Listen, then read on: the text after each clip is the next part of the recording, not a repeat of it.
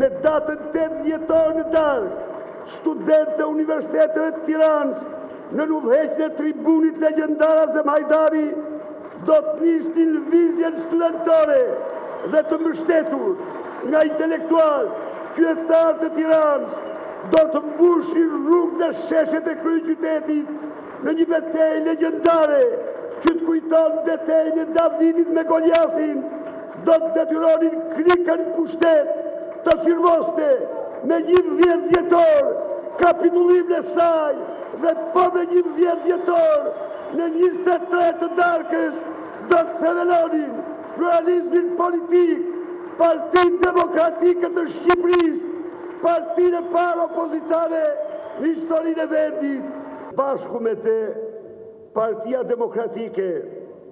janë njëkohësisht ditëlindja e lirive dhe drejtave tona. Sot 20 vjeçare në këtë rilindje të dytë të madhe kombëtare. Ndaj dhe unë nga zemra duhet të uroj çdo qytetar shqiptar, kudo që ndodhen,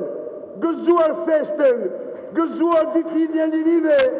ditetit tënd njerëzor.